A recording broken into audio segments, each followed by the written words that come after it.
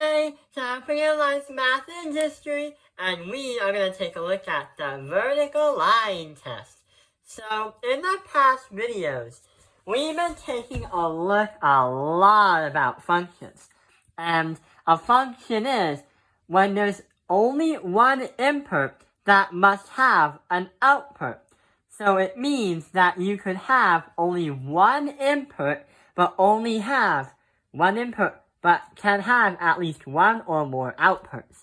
For example, see over here, what we did is we realized that one of the two tables are a function and one of the two tables is not a function.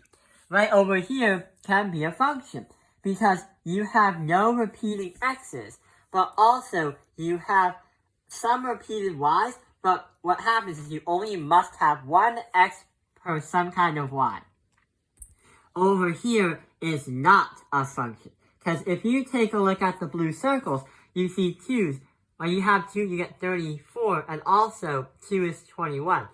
And this is not a function, because you must have only one input to have at least one output. So, when we talk about today's video called the vertical line test, here is what's going to happen.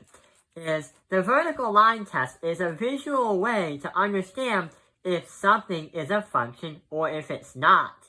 So here is how the vertical line test works. So if you have a graph or a piece of paper that shows a graph, then I would go for it. So picture this. A function happens when you draw a line on a graph. But let's say that this is going to be a function right here. This becomes a function because if you point your pen or finger here, and you wave it back and forth, notice how you only get one answer when you slide it back and forth. It follows the line up and down. So when you go back and forth, there's only one answer going back and forth. But this is gonna pass. But the problem is, there is something that can fail the vertical line test. So if we draw a graph over here, we're going to explain how something can fail it. If a graph looks like this, then here's what happens. Put the middle of your finger, or put the finger in the middle of the graph, then wave it back and forth. But the problem is, A, you can't get past here, and you can't get past here. And B, if you put your finger or your pencil over here, notice how on the left side of the graph, you have a dot there and a dot there, meaning that there are two y's just for that x. That x is going to be right here. And if that line of x is going to touch two y's, then that means it's going to fail. This fails. So that can explain why we can test x's and y's, but also we can visualize it right over here. So going back to what we're going to do is test them out with these 3 points. Let's take a look at this one on the top. Y equals x squared. So let's see what happens when we graph it.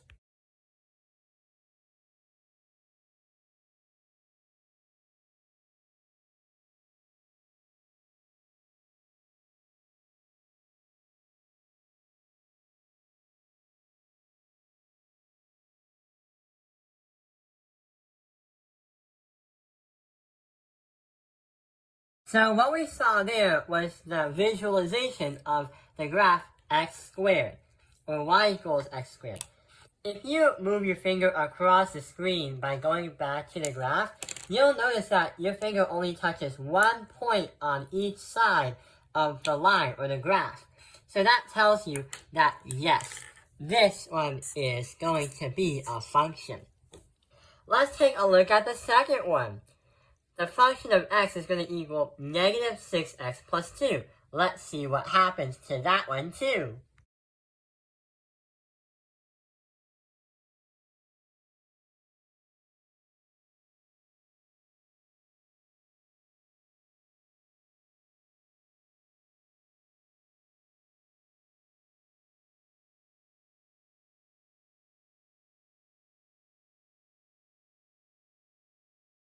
after seeing the visualization on that one, we realized that if you put your finger on the middle part of the graph or a pencil on the last graph that you saw, wave it back and forth and realize that you only have 1 point. So is this a function? Yes, this is going to be a function too. And I'm so glad they put the number 2, or I put the number 2 on that too. Just like the last one. So what we have over here is the last one. Y squared equals x plus 9. Let's try and put that on the graph now.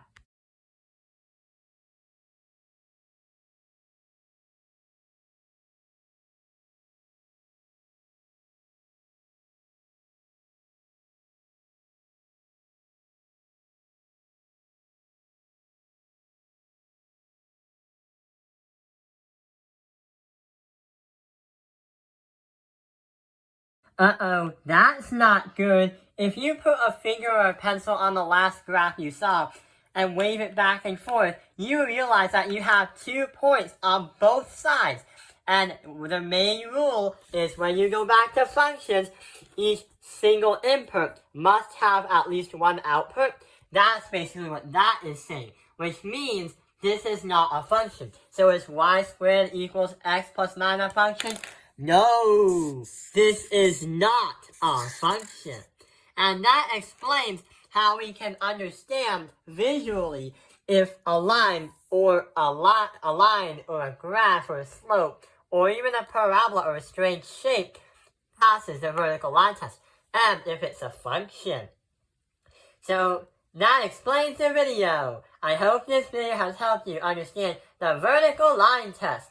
Thank you for watching Taoping Airlines Math Industry. Like and subscribe.